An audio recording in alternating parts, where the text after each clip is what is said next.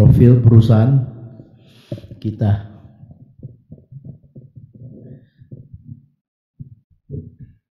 Perseroan adalah perusahaan yang didirikan di Republik Indonesia sejak tahun 1996 yang bergerak di bidang jasa sewa kren berserta dengan operator, sewa alat-alat angkat dan juga alat berat dan juga jasa konstruksi. Kami adalah perusahaan sewa kren terbesar di Indonesia saat ini.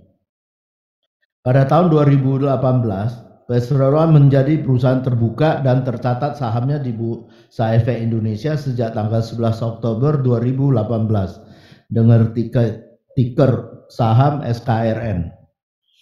Selanjutnya untuk financial highlight, saya persilakan Bapak Edi Gunawin selaku Corporate Secretary untuk pemaparan finansialnya. Terima kasih.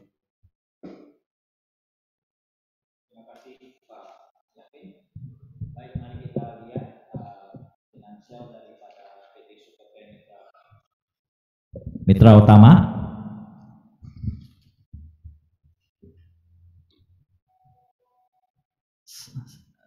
Oke,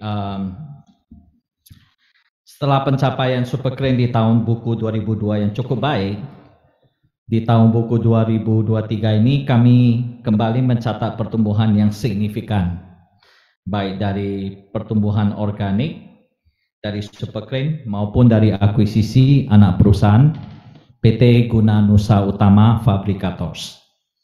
Dari laporan keuangan konsolidasian kita bisa melihat perbandingan dengan tahun sebelumnya ataupun periode laporan kuartal tahun ke tahun. Mari kita lihat perkembangan neraca dulu.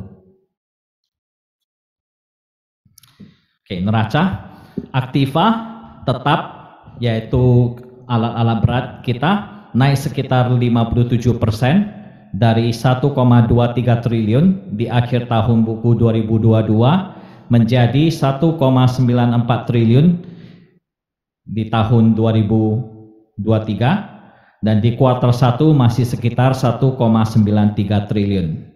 Adapun komponen utama aktiva tetap Super Keren adalah alat berat perseroan yang disewakan kepada pelanggan dan juga dari aset anak perusahaan yang dikonsolidasikan. Untuk total aktiva, yaitu aktiva tetap dan tidak tetap, juga bertumbuh sekitar 70,9% dari 1,71 triliun di akhir tahun 2022 menjadi 2,926 triliun di tahun 2023. Di kuartal 1 2024, total aset kurang lebih sama, yaitu 2,975 triliun. Utang perusahaan secara paralel juga naik dari 1,13 triliun di akhir tahun 2022 menjadi 2,063 triliun di akhir tahun 2023. Pada kuartal 1 tahun 2024, utang perseroan tercatat sekitar 2,066 triliun. Ekuitas perseroan yang biasanya menjadi perhatian pemegang saham naik 44,07% dari 599 miliar di akhir tahun 2022 menjadi 863 miliar di akhir tahun 2023. Perlu disampaikan juga bahwa ekuitas yang terus bertumbuh ini sudah memperhitungkan dividen interim yang diberikan oleh perseroan di bulan Desember 2023 tahun lalu.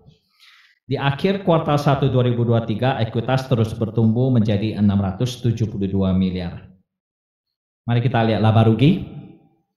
Untuk pendapatan dan laba rugi di tahun 2023 juga mengalami kenaikan cukup drastis. Pendapatan naik dari 648 miliar menjadi 893 miliar dari tahun fiskal 2022 ke tahun fiskal 2003 atau naik sekitar 37,8%. Untuk perbandingan 3 bulan pertama tahun 2024, pendapatan 3 bulan di 2024 berada di sekitar 306 miliar dibanding 236 miliar untuk 3 bulan di tahun 2023. Laba bersih di tahun 2023 juga naik dari sekitar 90 miliar di tahun 2022 menjadi 217 miliar di tahun 2023. Untuk 3 bulan pertama tahun 2024, laba bersih tercatat 62 miliar dan dibanding tahun sebelumnya di sekitar 72 miliar untuk 3 bulan. Bisa kita simpulkan kinerja Super Crane yang sangat gemilang di tahun 2022 masih berlanjut di tahun 2023 ini. Untuk pergerakan saham Super Crane, kita lihat slide berikutnya. Seperti yang sudah dijelaskan Bapak Yavin, direktur kami, Super Crane dengan ticker SKRN mulai diperdagangkan di Bursa Efek Indonesia sejak Oktober 2018. Pada tahun 2023, tepatnya di tanggal 6 Januari 2023, saham Super Crane mengalami stock split dari 1 menjadi 5, sehingga harga saham yang ada di grafik ini adalah setelah stock split.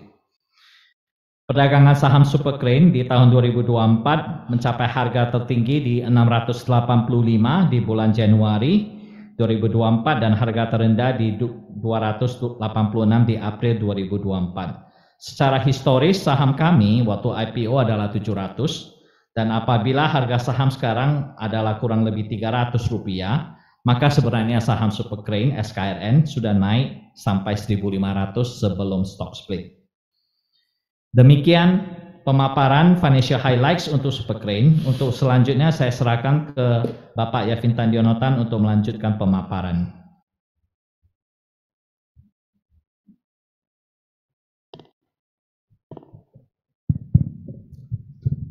Terima kasih Pak Edi. Selanjutnya saya akan memberikan penjelasan mengenai strategi pertumbuhan perusahaan ke depan.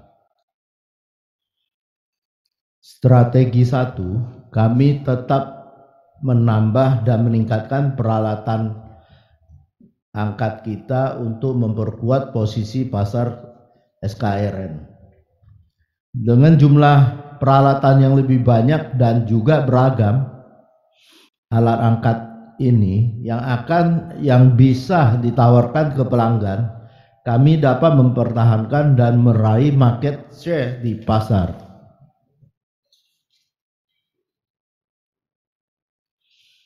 Strategi 2 mengenai CAPEX. Dari sisi belanja CAPEX, kami merencanakan belanja CAPEX sekitar 150 sampai 200 miliar di tahun 2024 ini.